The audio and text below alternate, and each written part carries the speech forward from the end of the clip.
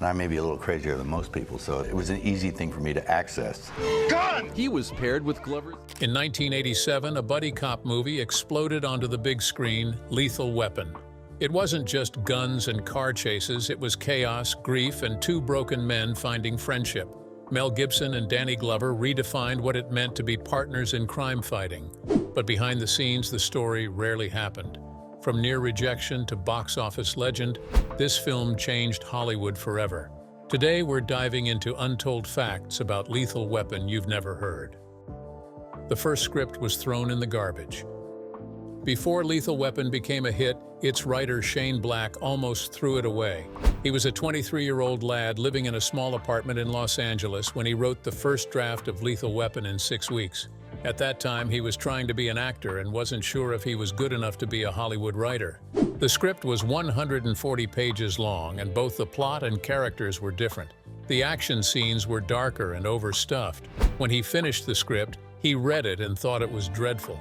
Not knowing what a huge hit he had on his hands, he tossed it into the garbage out of frustration.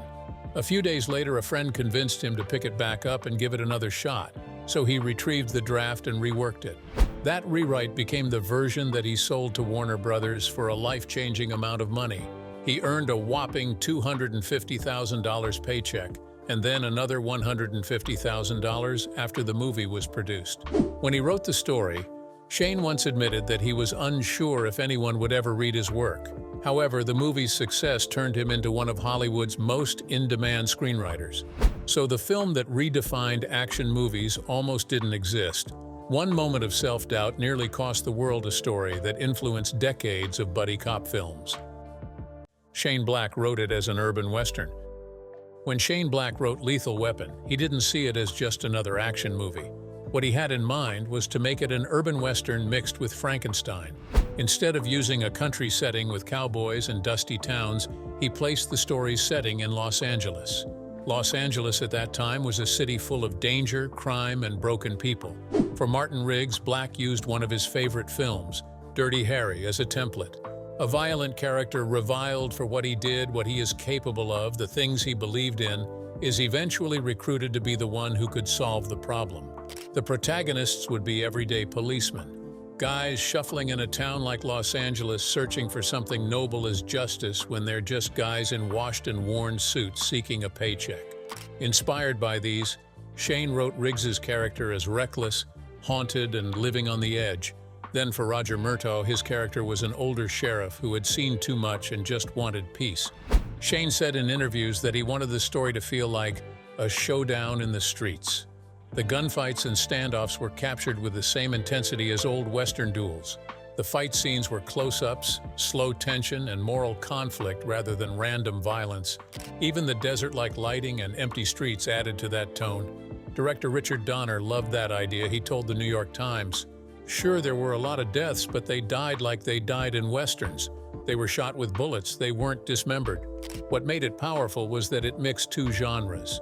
It expertly combined action with dark humor. The movie wasn't just about cops chasing bad guys like other cop movies are. Lethal Weapon was about men trying to survive in a world that doesn't care.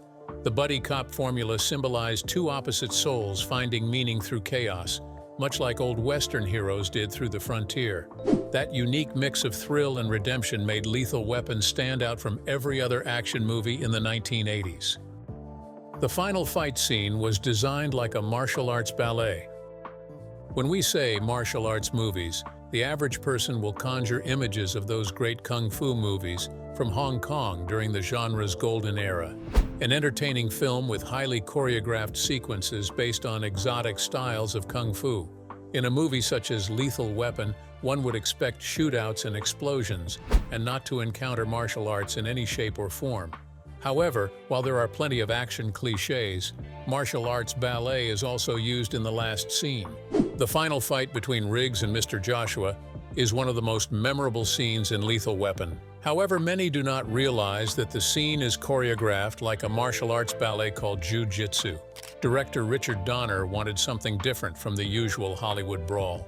He brought legendary martial arts coordinator Rorion Gracie, who helped popularize Brazilian Jiu-Jitsu in America. Gracie trained both Mel Gibson and Gary Busey to fight using real martial arts techniques. They learned jiu-jitsu holds, Krav Maga strikes, and Jeet Kune Do moves inspired by Bruce Lee. Gary Busey also recalled learning Taekwondo. Gibson trained to perfect every motion, and Busey matched his intensity. Busey's interest in martial arts began when he was taught these forms for Lethal Weapon. This made them have a real sense of rivalry on set. The scene was filmed over several nights using multiple cameras, rain machines, and live stunt work. They didn't use any stunt doubles for that scene, so everything you see on screen was the actors themselves. The fight's slow build, sudden reversals, and raw energy were intentional, designed to feel primal and personal. The hand-to-hand combat used here included jiu-jitsu, and during the film's climax, Mel Gibson, who portrays Martin Riggs, uses a triangle choke to subdue Mr. Joshua. Gracie later said it was one of the first times real mixed martial arts appeared in a Hollywood movie. The scene helped introduce audiences to a new kind of fighting style which was more realistic. Murtaugh wasn't written with race in mind. It was undeniably fun to watch. So, are they getting too old for this you-know-what? Well, before Lethal Weapon, older black actors were rarely given the leading actor role. However, Danny Glover's role as Roger Murtaugh broke the stereotypes and changed action movies forever. When Shane Black wrote the script, he didn't describe what Murtaugh was supposed to look like, nor did he suggest Murtaugh's ethnicity. His character was just written to be a tired detective counting down the days to retirement. Director Richard Donner originally pictured someone older, probably white, to play the part. So it surprised him when casting director Marion Doherty suggested Danny Glover for the role. His first reaction was, "But he's black." Donner was worried that he might not be able to portray the character well, but after Glover's audition, that doubt vanished. In a recent interview, Donner admitted feeling ignorant for thinking the character had to be played by a white guy. He spoke on how Glover's casting made him rethink how he saw roles forever. Donner later said, "We didn't hire a black actor, we hired the best actor for the role." Lethal Weapon showed that ethnicity shouldn't matter when casting for a role, and that the best actor should always win the role. Hidden messages in the background. At first glance, Lethal Weapon looks like a straight-up action movie filled with explosions, gunfights, and tough cops doing their thing. However, if you look closely, you'll see that Richard Donner slipped a few messages into the background that most people completely missed. One of the most famous is in the Murtaugh family kitchen, where a small sticker on the fridge reads, "Free South Africa, End Apartheid." It's easy to overlook, but that sticker carried a strong message during the 1980s when apartheid was still in full effect. Donner later explained that movies could be entertaining and still say something about the world. He wanted the Murtaugh's home to feel like a real American family's space that cared about what was happening in the world. When you look closer, you'll also notice an anti-NRA poster and an anti-tuna poster sign in the background of another scene. These touches weren't random. They were slipped in to show the family's social awareness without ever turning the film into a lecture. Viewers definitely noticed these subtle messages, but not everyone liked that. When Lethal Weapon 2 tackled apartheid more directly, Donner reportedly received angry letters and even threats for speaking out. Still, he stood by his choice, saying, "If you can make a good movie and sneak a message in, that's even better." Those small posters slipped in were his way of keeping that promise. Next time you rewatch the movie, pause during the kitchen scenes, and you'll see that the film's story wasn't just about bullets and buddy cops. Leonard Nimoy was considered as a director. Before Richard Donner accepted the job, Lethal Weapon had other names on its shortlist. One surprising contender was Leonard Nimoy, best known as Spock from Star Trek. Nimoy had directed several films by then, including Star Trek II and Star Trek III. He declined Lethal Weapon to focus on The Good Mother. Having worked on big franchises like Superman and The Goonies, Donner had the gravitas and experience to get the role of directing Lethal Weapon, and he was given the role. That alternate path is fascinating. Can you imagine the different visual style and pacing Lethal Weapon would have had under Nimoy's hand? Mr. Joshua chosen for his threatening presence.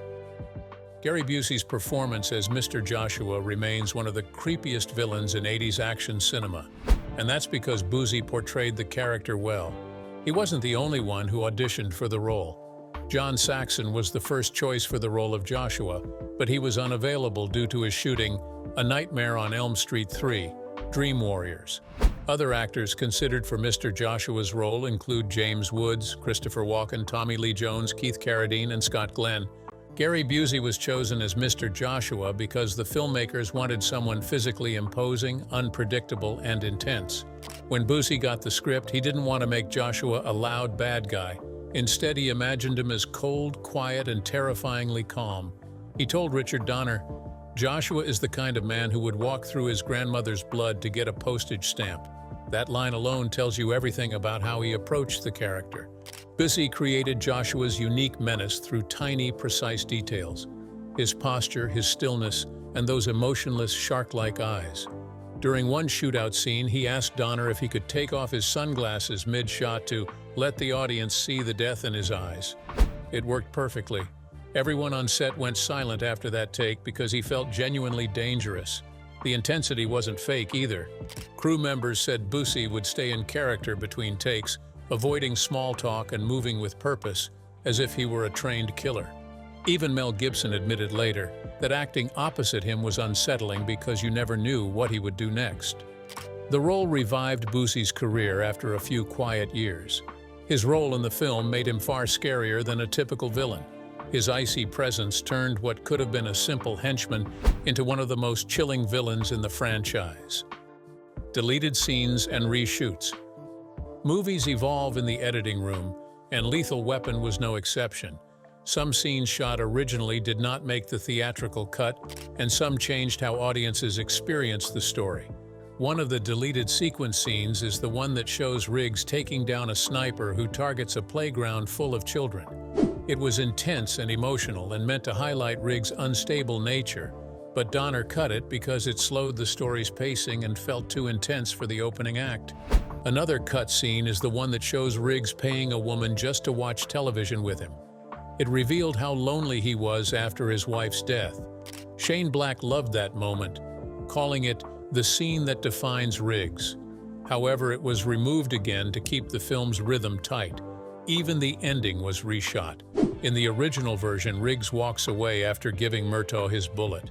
The scene was meant to symbolize closure, but Donner felt audiences would want to see him stay for Christmas dinner, representing family and healing. That small change gave the movie warmth and hope. Years later, the director's cut included some of those moments. Fans now debate which version is better, but it's clear that the deleted and reshot scenes shaped Lethal Weapon into the fast, emotional, and unforgettable film we know today. The birth of the 1, 2, 3 gag. You probably remember the running gag if you've watched the Lethal Weapon sequels. It's Riggs and Murtaugh trying to coordinate a 1, 2, 3 go moment, only to mess it up every time. It's one of the funniest and most relatable parts of their friendship. Did you know the joke started in the first movie in a very subtle way? It happened in the police station scene when the uniformed cops are trying to sing Silent Night in a chorus, and one of the cops keeps starting too soon, going out of beat. It's a blink and you'll miss it moment, but it planted the seed for a classic gag in the sequels. That tiny piece of comedy reflected what Donner wanted all along, a balance between chaos and camaraderie. Lethal Weapon was never meant to be just dark and tense. It included humor in between. That awkward countdown humor perfectly mirrored Riggs and Murtaugh's partnership. They could never quite sync up, yet they always pulled it off together. By the time Lethal Weapon 2 came around, that small inside joke became one of the series' most iconic bits. Fans even quote it today because it feels so human. Two partners arguing in the middle of danger about who should count first. The rooftop suicide scene was dangerous and real. The scene where Riggs tries to talk a man named Len McCleary out of jumping off a building is one of the most unforgettable moments in Lethal Weapon. Riggs first tries to reason with McCleary, then handcuffs himself to the man and jumps off the roof with him, and they land in a hidden safety net. The tension and fear all felt real, and that's because they were. Richard Donner insisted on shooting the scene practically in Emser tile, Ruta Estatal de California, Los Angeles, instead of a soundstage. Mel Gibson and the stuntman were harnessed to hidden safety rigs, but they were still standing on an actual ledge 30 stories up. Donner recalled, "It wasn't the kind of shot you fake. You feel that height in your gut." The fear you see on Gibson's face was real, and it wasn't just acting. He told Empire that he felt prepared until he reached the top and realized what he signed up for, but he wouldn't back out with everyone watching. The crew had to deal with unpredictable wind and reflections from nearby windows, which messed up the camera shots. They used cranes and helicopters to capture the fall, which was done by a professional stunt double who jumped onto an inflated airbag 10 stories below. Because of the setup's complexity, the entire stunt was done in one take. Mel Gibson later said it was one of the most brutal scenes he'd ever done, not because of the height, but because of the emotion. "You're trying to save someone's life while secretly wanting to die yourself," he explained. That dual emotion made the scene unforgettable. It's still studied in film schools as an example of psychological tension and practical filmmaking working hand in hand. The scene that nearly broke Mel Gibson.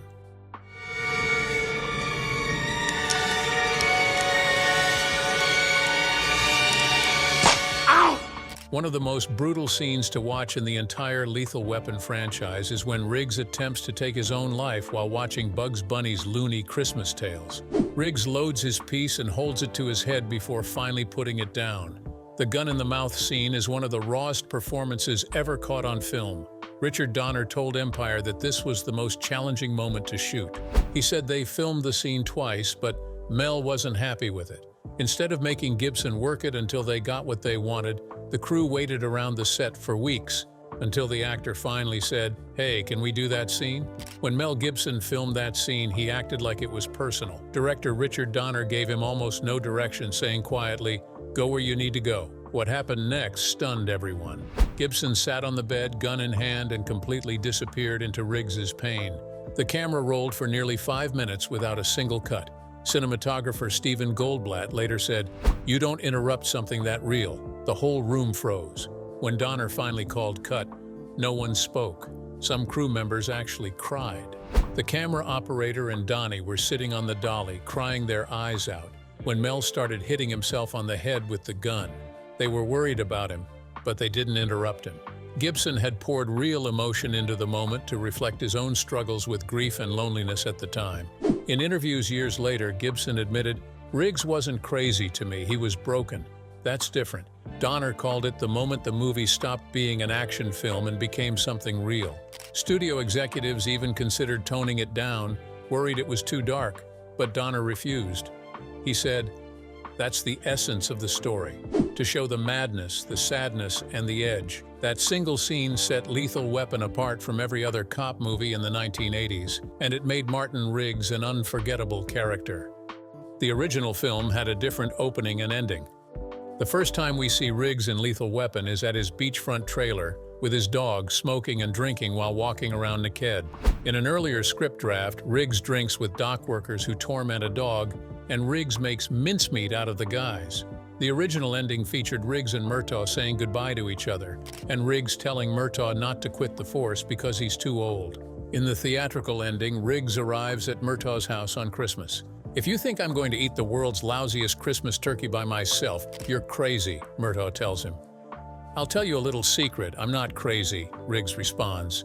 Riggs and his dog agree to stay for dinner. An alternate opening and ending were filmed for Lethal Weapon 4. The alternate opening featured Martin Riggs drinking alone in a bar where he is accosted by a couple of thugs who want his money. Riggs claims all his money is in the bank and tells the thugs not to mess with him. The thugs attack Riggs, but he easily subdues them. He is then allowed to take a complimentary bottle of booze from the bar in exchange for never returning. Richard Donner felt the movie should open with a brighter look at Riggs and filmed the scene with him awakening in his trailer to replace it. The alternate ending featured Riggs and Murtaugh saying goodbye to one another. Murtaugh tells Riggs he's thinking of retiring, but Riggs tells him not to. Gibson and Glover's real bond. The on-screen chemistry between Martin Riggs, played by Mel Gibson, and Roger Murtaugh, played by Danny Glover, came from a real friendship forming off-camera.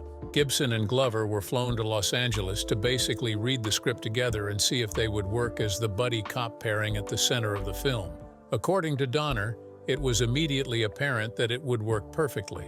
The director called the experience of watching the actors read magical roles and total dynamite. Gibson later said prior buddy cop films were flat, with leads not showing much emotion. However, in Lethal Weapon, they laughed between takes, argued, and learned each other's rhythm. Glover described filming as pure fun and said the mixture of humor, danger, and character was rare. Donner said not many pairings find chemistry, but these two did, and that bond is what made people invest. Their growing trust allowed danger, surprises, and vulnerability to feel real on screen. Mel Gibson and Jackie Swanson did risky stunts. Mel Gibson insisted on performing some of his own stunts.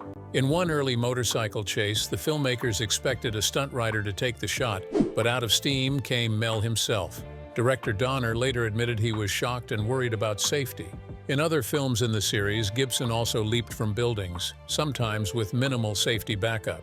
His willingness added danger, energy, and authenticity. The crew respected that, but also lived with tension. Safety becomes more complex when your lead wants to do the stunt. One of the stunts in Lethal Weapon involves a high fall, and the actor Jackie Swanson, playing a minor character, performed it herself under stunt coordinator Dar Robinson's guidance. They used an airbag hidden under covers to break the fall.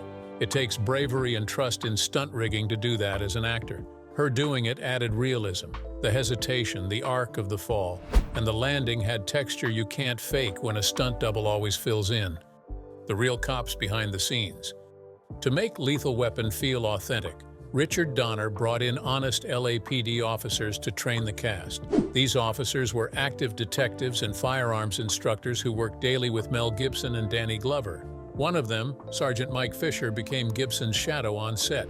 Fisher taught Gibson real room-clearing tactics, how to hold his weapon under stress, and how to move like an honest cop instead of a movie star. Gibson was obsessed with getting it right. He'd practice weapon draws hundreds of times a day until it became second nature. Donner said, "He moved like he'd been doing it for years." Danny Glover took a different approach. He spent time with retired homicide detectives to understand the emotional toll of the job. He said Murtaugh wasn't tired because of age. He was tired because of life.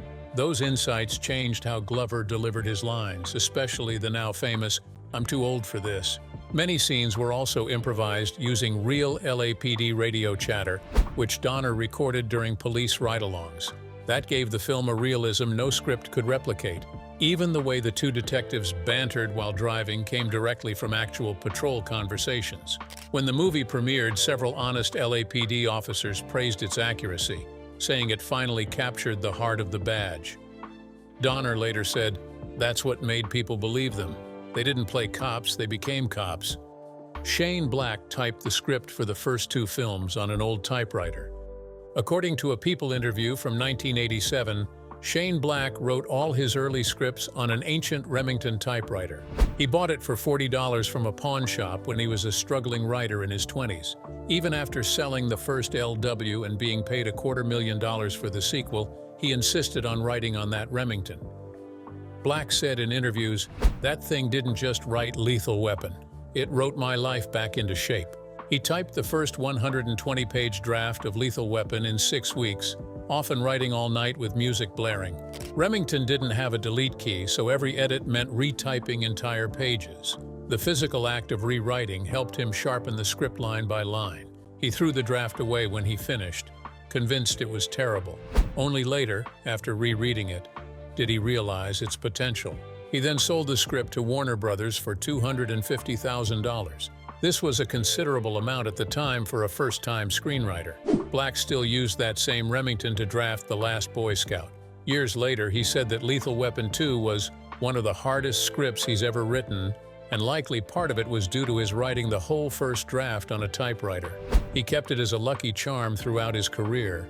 With crooked keys and coffee stains, that clunky machine gave birth to one of Hollywood's sharpest action scripts. Riggs was almost culled off. It's hard to imagine Lethal Weapon without Martin Riggs, but early drafts almost ended with his death. In Shane Black's original script, Riggs dies in the final act after saving Murtaugh and his family. Black said, "It was supposed to be poetic like a warrior's demise." Richard Donner, however, realized that maybe there was a series in the film and felt taking Rigg off would make the movie too bleak. Studio executives agreed, but the debate didn't end there. When Lethal Weapon 2 was in development, the idea returned. Black wrote a version where Riggs dies after a gunfight in South Africa. Warner Brothers rejected it again, calling it emotional suicide for the franchise. Black later joked, "I kept trying to kill Riggs, and they kept trying to save him." Mel Gibson also weighed in. In a later interview, he said, "Riggs dying would have been honest, but maybe too honest. People needed hope." Donner reworked the ending into the warm Christmas dinner scene, giving Riggs a second chance at life and family. That choice changed the franchise. Riggs's survival became an interesting part of the film. It gave the series a human relatability and made audiences root for him across 4 films. The film spawned a movie series. The potential for sequels was obvious with Lethal Weapon. It's just a mismatched cop movie after all. Lethal Weapon 2 arrived in 1989. 2 more sequels followed in the 1990s. Gibson and Glover starred in all 4 movies, and Donner also directed them. There's also been a television series. In 2016, Fox brought us Lethal Weapon, a television adaptation of the movie. Damon Wayans played Murtaugh, while Clayne Crawford played Riggs. Living up to his character's wildcard reputation, Crawford was fired after the 2nd season due to his reported on-set behavior. Riggs was killed off and replaced by Sean William Scott's new character, Wesley Cole. Wayans said he would leave after the 3rd season, so the show was canceled. The movie was a huge hit. When Lethal Weapon began production in 1986, Warner Brothers didn't see it as a major blockbuster. The budget was capped at $15 million, relatively small for an action film. Richard Donner joked, "We didn't have money for mistakes." That tight budget meant every explosion, car chase, and stunt had to count. The crew reused camera setups from other Warner projects to save costs. Many of the cars were repainted props from Cobra and Police Academy. Even the helicopter used in the desert scene was borrowed from another production. What no one predicted was how big it would become. Lethal Weapon grossed over $120 million worldwide, earning 8 times its cost. Critics attributed its success to Shane's sharp writing, emotional depth, and chemistry between Gibson and Glover. Warner Brothers immediately greenlit sequels, turning it into one of the studio's most profitable franchises. The film's success also launched Shane Black's career, inspiring Hollywood to chase buddy cop formulas for years. Donner later said, "We didn't just make a hit, we made a heartbeat." The film proved that heart and craft can outweigh any budget with the right story and performances.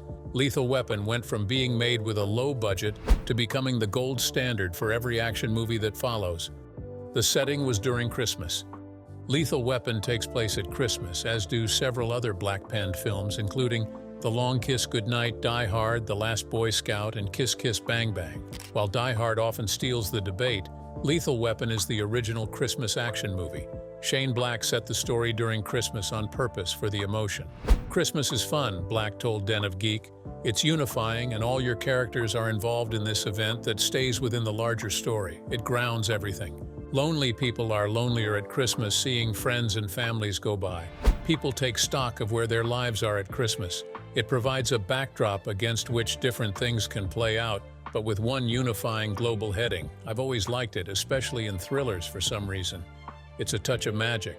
The movie opens with Jingle Bell Rock and a glittering city skyline, but beneath that holiday glow is despair.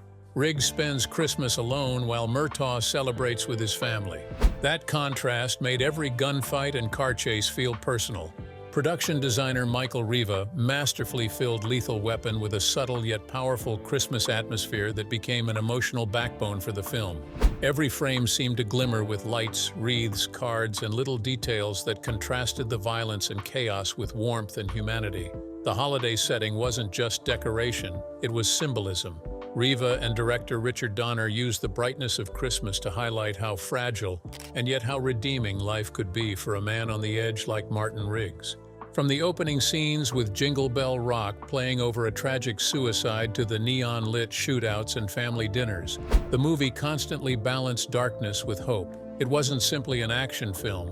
It was a story about broken people searching for light in the middle of pain. Even the finale, set in Murtaugh's front yard surrounded by blinking Christmas decorations, carried deep emotional weight.